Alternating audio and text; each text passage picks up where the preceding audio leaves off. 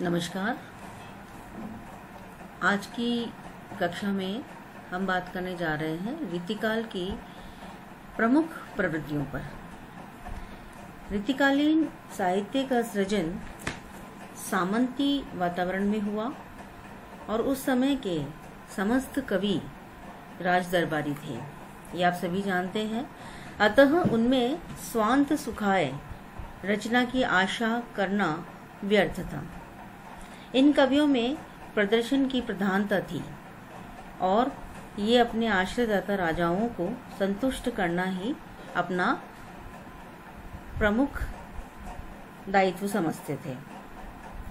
उनकी वाणी में सूर और तुलसी जैसे भक्त कवियों की न तो सात्विकता थी और न तन्मयता थी और न ही उनके समान उनमें उदात्त चेतना थी।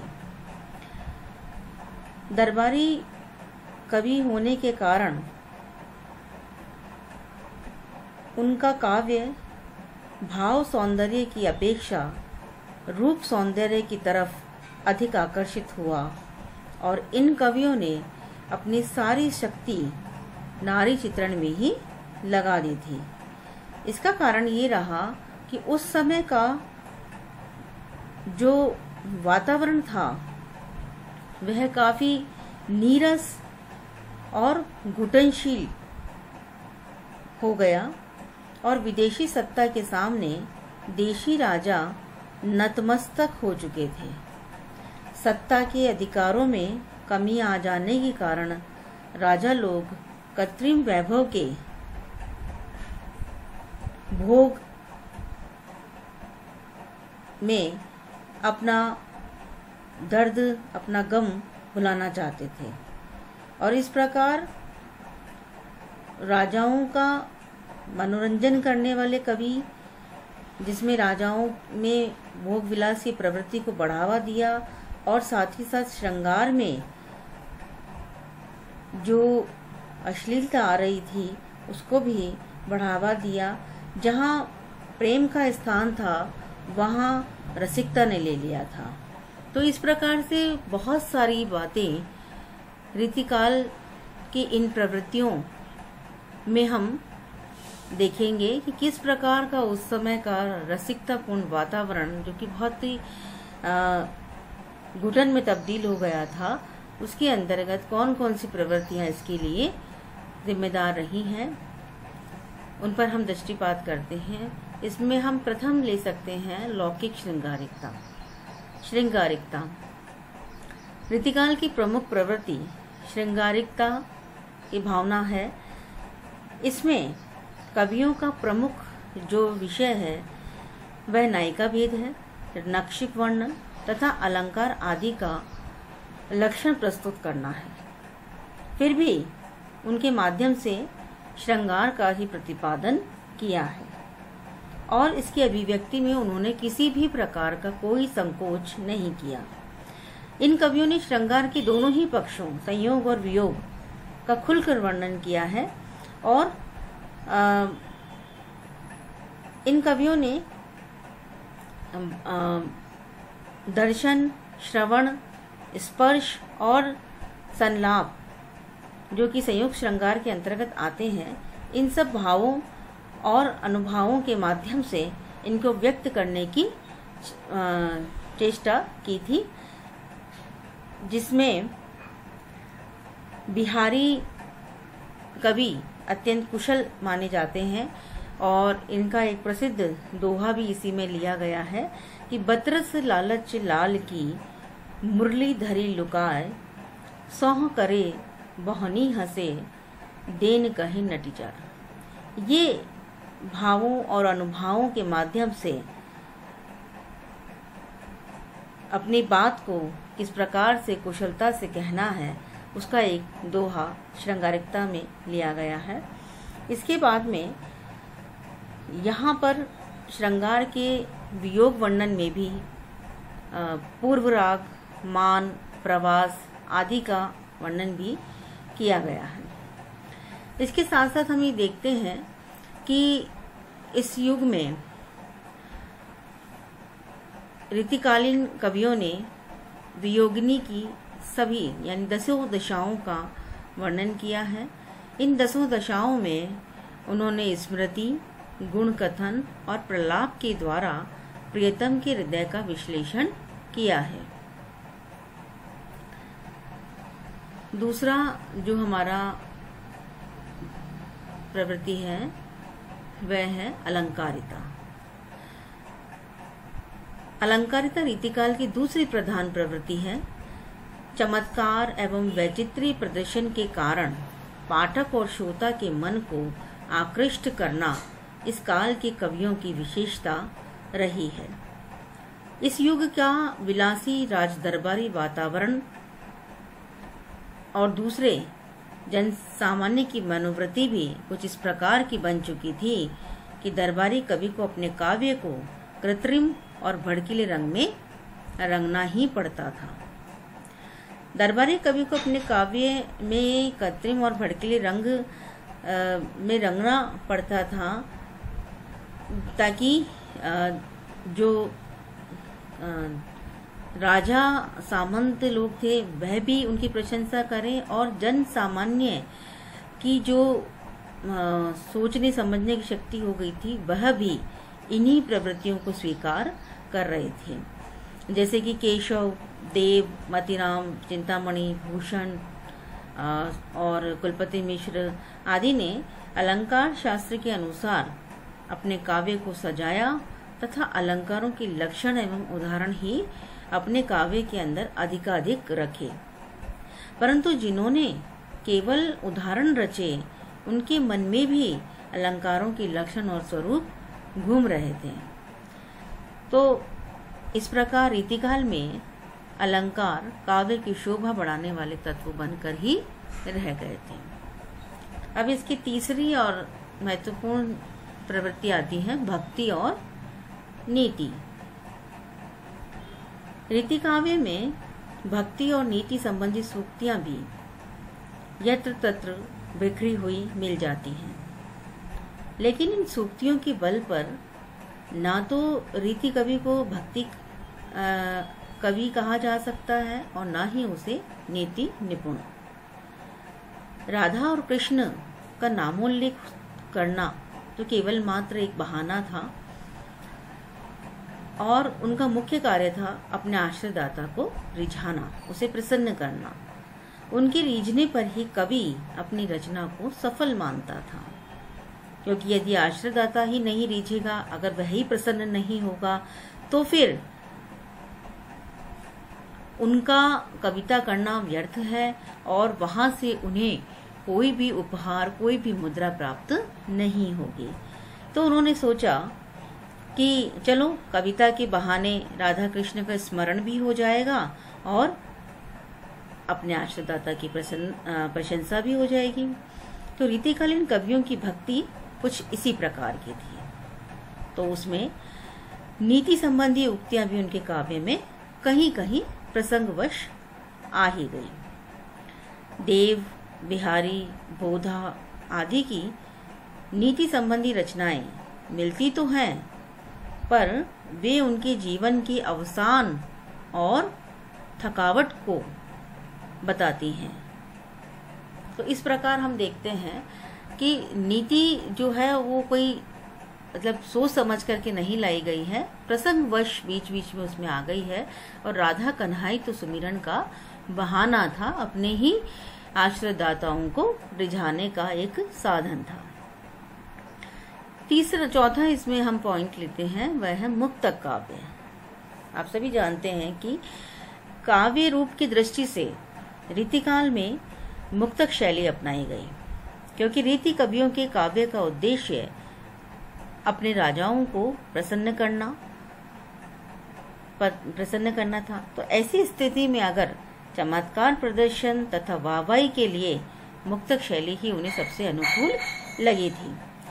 यह युग प्रबंध काव्य की रचना के लिए सर्वथा अनुपयुक्त युग था, क्योंकि यहाँ अपने दरबारों के अंदर कवियों के अलग अलग अखाड़े बन गए थे और सब एक दूसरे की टांग खिंचाई में लगे हुए थे, सब एक दूसरे से बाजी मारने की होड़ लगी हुई थी सभी को।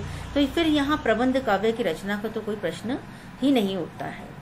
और जिस प्रकार की रचनाएं इस कवि लिख रहे थे, वहां पर मुक्तक काव्य में ये गुण था कि वे चलते फिरते किसी भी राजा पर कुछ भी कविता करके उसे प्रसन्न कर सकते थे।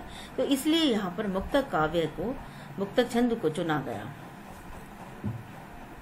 आचार्य शुक्ल ने मुक्तक काव्य की प्रशंसा में लिखा कि मुक्तक में प्रबंध के समान रस की धारा नहीं रहती, जिसमें कथा प्रसंग की परिस्थिति में अपने आप को भूला हुआ पाठक मग्न हो जाता है और हृदय में एक स्थायी भाव ग्रहण करता है।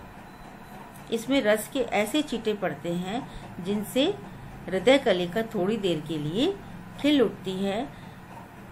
यदि प्रबंध काव्य विस्तृत वनस्थली है तो मुक्तक एक चुना हुआ गुलदस्ता है और इसी से वह सभी समाजों के लिए उपयुक्त होता है। तो इस प्रकार से रीतिकाल में अधिकांशतः कवित, सवैया और दोहा छंदों का प्रयोग किया गया।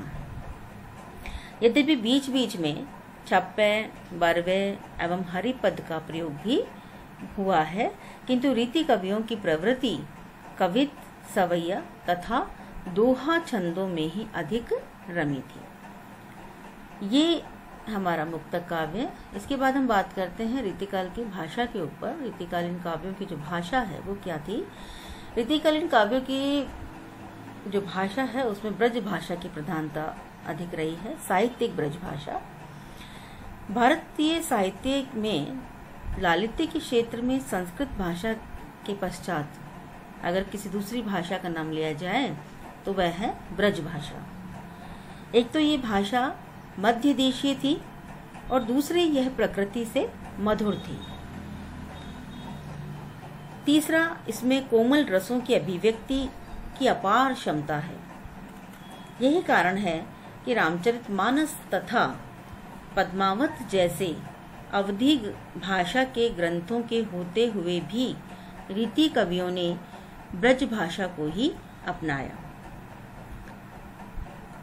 रसखान हो चाहे घनानंद हो, इन सभी की भाषा ने, इन सभी के काव्यों में परिनिष्ठित ब्रज भाषा को देखा जा सकता है। बिहारी की भाषा अपनी त्रुटियों के बावजूद भी टकसाली कही जाएगी, क्योंकि भाषा की दृष्टि से बिहारी ने तथा कोमल कांत पदावली की दृष्टि से देव और पद्माकर ने तुलसी को बहुत पीछे छोड़ दिया और ब्रज भाषा को बहुत शक्तिशाली एवं समृद्ध बनाया घनानंद, बोधा और ठाकुर ने। तो इस प्रकार घनानंद और बोधा, ठाकुर आदि और इसके अलावा भी जितने भी रीतिकाल के कवि हैं, इन सब ने अत्यधिक ब्रज भाषा का प्रयोग अपने काव्यों में किया है। तत्पश्चात हम आते हैं लक्षण ग्रंथों का निर्माण। रीतिकाल में, जैसा कि आप सभी जानते हैं कि रीतिकाल में कवि कर्म और आचार्यत्व एक साथ चल रहे थे। रीतिमुक्त कवियों को छोड़कर प्रायः अन्य सभी कवियों ने लक्षण ग्रंथों का निर्माण किया है। रीतिबद्ध कवियों ने तो सीधे काव्यांशों के लक्षण और उदाहरण प्रस्तुत किए, जबकि रीति सिद्ध कवियों ने केवल उदाहरण ही दिए। उन्होंने प्रत्यक्ष रूप से काव्यांगों संबंधी किसी लक्षण को नहीं लिखा, पर उनकी सभी उदाहरणों की पृष्ठभूमि में रीतिशास्त्र काम कर रहा है। यद्यपि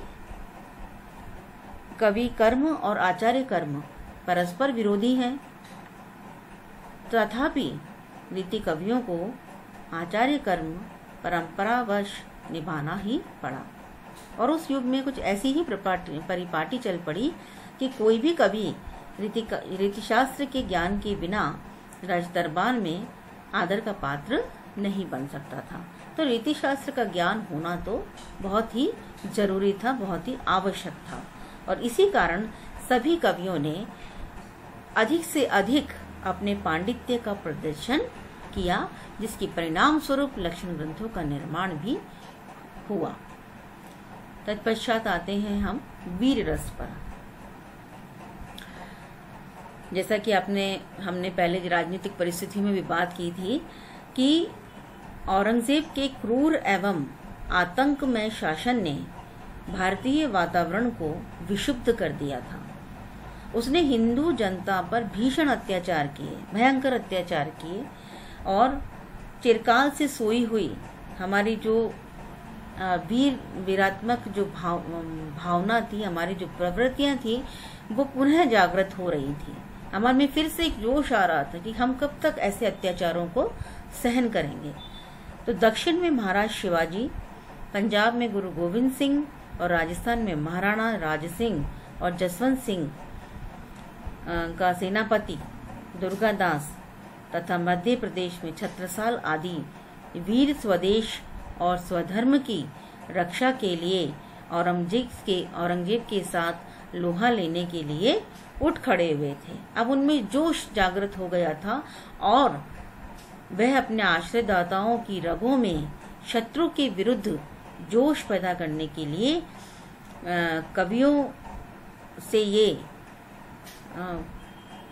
अरदास कर रहे थे या अपील कर रहे थे कि वह वीर रसात्मक एवं ओजस्वी कविताओं की रचनाएं लिखें, रचनाएं करें और इस प्रकार की रचनाएं लिखें ताकि हमारे सोए हुए सुषुप्त जनता या हमारे जो राजा थे उनमें पुनः एक जोश उत्पन्न हो जाए, एक उनमें ऐसा जोश उत्पन्न हो कि वे शत्रु के खिलाफ अपनी रक्षा कर सकें।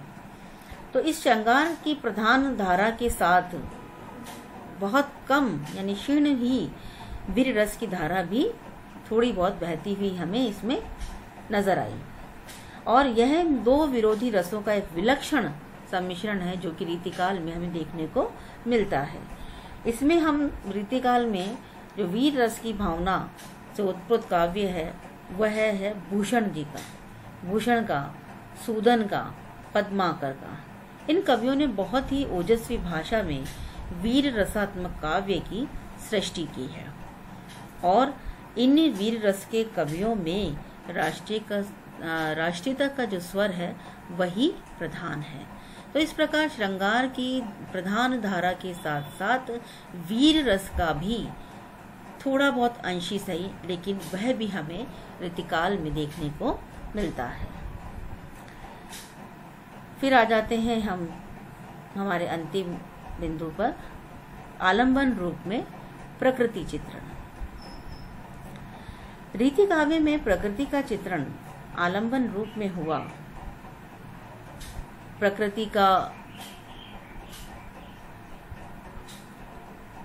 आश्रय रूप में अथवा स्वतंत्र रूप में चित्रण बहुत कम ही हुआ। इसका कारण यह है कि रीति कवि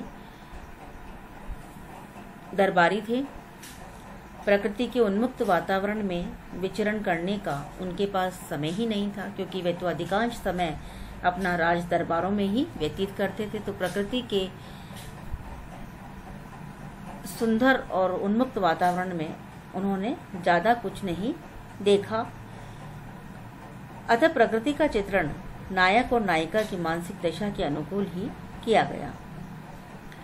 संयोग में प्रकृति का मनोहारी उत्फुल्ल रूप और वियोग में विधक्तकारी रूप। प्रकृति के उद्दीपन रूप का चित्रण षट ऋतु में और 12 मासी की पद्धति पर हुआ है, जो कि परंपराजन्य है। संयोग पक्ष में पावस का उतना प्रभाव उत्पादक वर्णन नहीं हुआ जितना हिंडोले और तीज त्योहार का हुआ है।